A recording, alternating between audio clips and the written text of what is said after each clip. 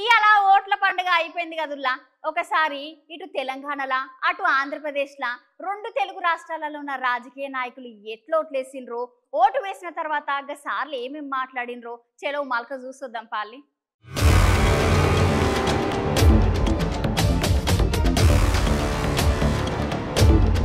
ఓట్ల పండుగ నిమ్మలంగా జరిగిందోళ్ళ రెండు తెలుగు రాష్ట్రాలలో ఉన్న రాజకీయ నాయకులు అందరూ వాళ్ళ ఓటు హక్కును వినియోగించుకున్నారు. ఇన్ని దినాలు ప్రచారం చేసిన లీడర్లు ఓట్లు వేసిన తర్వాత ఏమంటున్నారో ఇందాం. 5 ఏళ్లకు ఒకసారి ఎన్నుకునే ఒక అరుదైన అవకాశం మనకు కల్పించింది మన రాజ్యాంగం. రాజ్యాంగం కల్పించిన హక్కుని పూర్తి స్థాయిలో వాడుకోవాల్సిన బాధ్యత, వినియోగించుకోవాల్సిన బాధ్యత ప్రతి భారతీయుడి పైన ఉంది. మనకు ఎలాంటి ప్రభుత్వం కావాలో, మనకు ఎలాంటి విధానాలు కావాలో, మనకు ఎలాంటి వ్యవస్థ కావాలో నిర్ణయించే అధికారం ప్రజాస్వామ్యంలో ప్రజల చేతుల్లోనే ఉన్నప్పుడు మరి ఈరోజు ఓటును విస్మరించి ఆ తర్వాత నిందించినా ఆ తర్వాత బాధపడ్డ లాభం ఉండదు. కాబట్టి తప్పకుండా అందరూ కూడా దయచేసి బయటికి రండి, ఓటు వేయండి.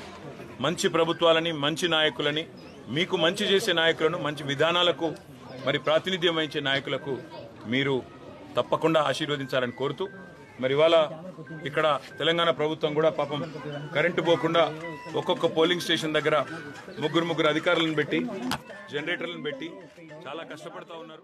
వారికి కూడా ధన్యవాదాలు. మేడ్చల్ మండలం కూడూరు గ్రామంలో సొంత ఊర్లో బూత్ నంబర్ 30లో ఈరోజు నా ఓటు హక్కును వినియోగించుకోవడం జరిగింది.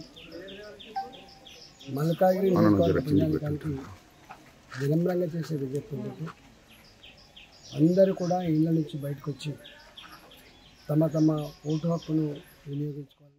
మన ఎంపీ ఎలక్షన్స్ జరుగుతున్నాయి, అదే మాదిరిగా కంటోన్మెంట్లో మన ఎమ్మెల్యే బై ఎలక్షన్స్ కూడా జరుగుతున్నాయి. అందరం కూడా మన ఓటు హక్కు ఉపయోగించుకొని మంచి నాయకుడిని, మంచి లీడర్ను ఎన్నుకోవాలని కోరుకుంటున్నాను. సీనియర్ సిటిజన్స్ 94 వయసు ఉన్నటువంటి మాతృమూర్తి కూడా నాతో పాటు ఉన్న వెనుకనే క్యూలో వారు కూడా తమ ఓటు హక్కు వినియోగించుకోవడానికి రావడం జరిగింది.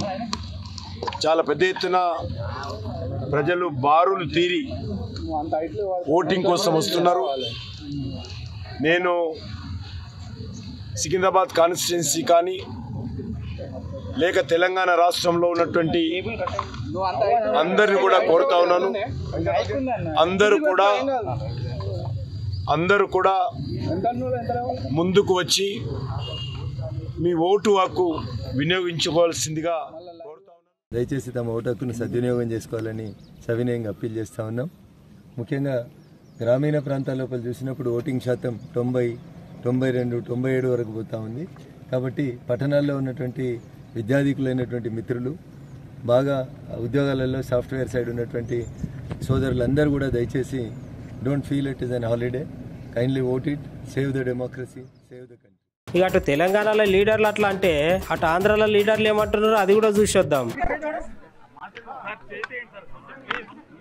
If I've seen the governance,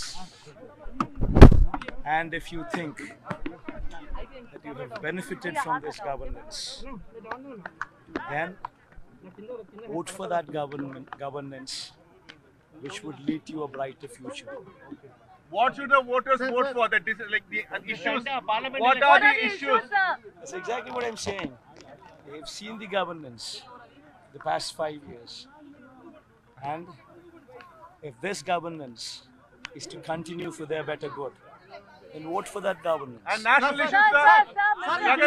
ప్రజాస్వామ్యంలో ప్రజాస్వామ్యాన్ని అపహాస్యం చేయాలని ప్రయత్నం చేస్తే మాత్రం ఎట్టి పరిస్థితుల్లో మా కార్యకర్తలు కూడా గమనుండరు.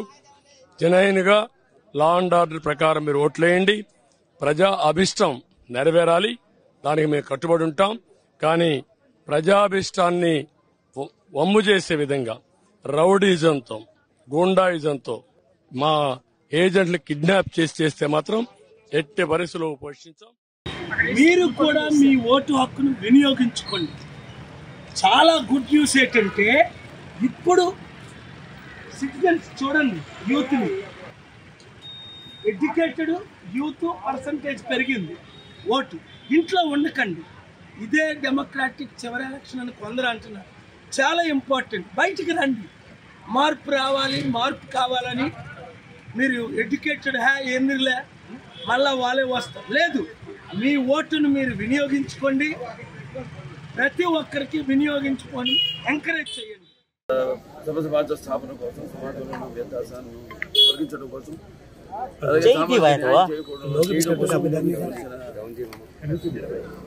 అతి పవిత్రమైన సాధన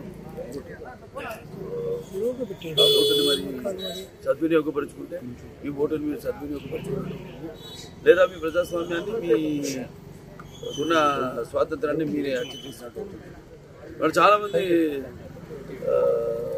కుర్రాళ్ళకి ఒక ఓటు హక్కు వచ్చింది, మొదటిసారి ఓటు వేసి ఇక ఇన్ని దినాలు ప్రచారం చేసిన లీడర్లు ఇవాళ ఓట్లు వేసిన తర్వాత ఇట్లా మాట్లాడుతున్నారు. ఎవరికి వాళ్ళే మేము గెలుస్తామంటే మేము గెలుస్తాం అంటున్నారు. ఇక మరి ఎవరు గెలుస్తారో, ఎవరికి మెజార్టీ వస్తుందో, జనాలు ఎవరికి పట్టం కడతారో ఇవన్నీ తెలవాలంటే కొన్ని దినాలు ఆగాల్సిందే.